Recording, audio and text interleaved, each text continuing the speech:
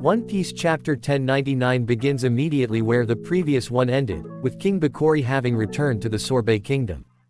After hearing how the king of the Goa Kingdom burned down the Grey Terminal, he plans to do the same in the Sorbet Kingdom with specific villages. Anyone who protests is shot dead by his soldiers.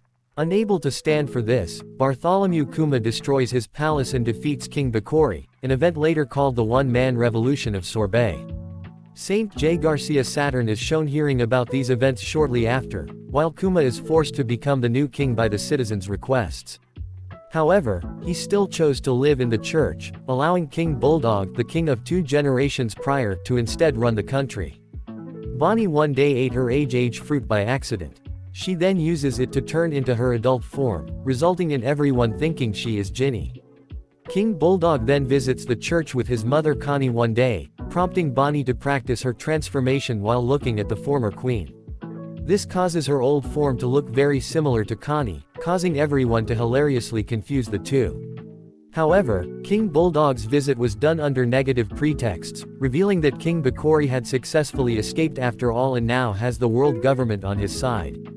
The news was portraying Kuma as the evil ruler of the Sorbet Kingdom, which led to the Marines lending their forces to Bakori to take the nation back. Kuma decides to take care of Bakori for good but recognizes that he can't remain in the kingdom after doing so. He entrusts Sorbet to Bulldog, who says he'll take Bonney to live with him in the castle and ensure she stays out of natural light. Kuma is then seen confronting Bakori, who is accompanied by a marine fleet in the middle of the sea.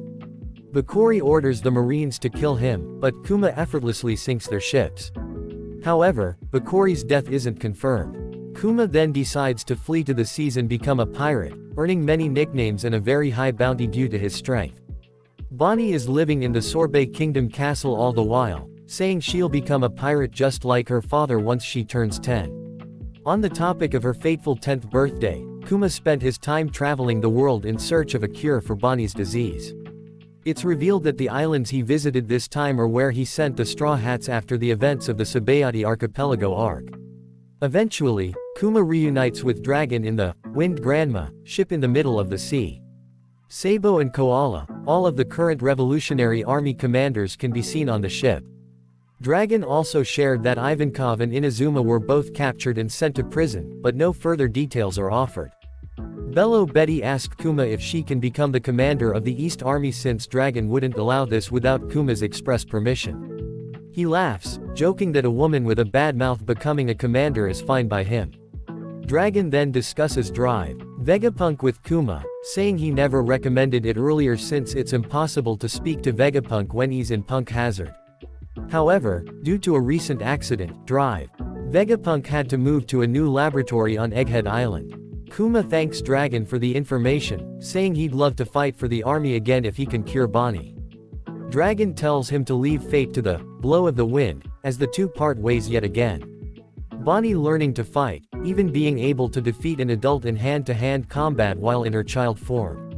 Kuma then arrives at Sorbet Kingdom, putting Bonney in a box and taking her to Egghead Island. As Kuma talks with Dr. Vegapunk, Bonney and Setnomaru play with one another. Dr.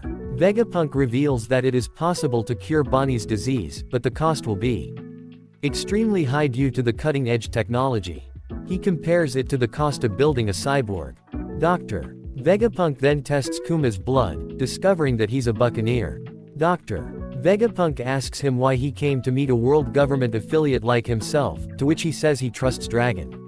Kuma asks him how his blood is different from a normal human's, but Drive Vegapunk says there aren't enough samples to explain clearly.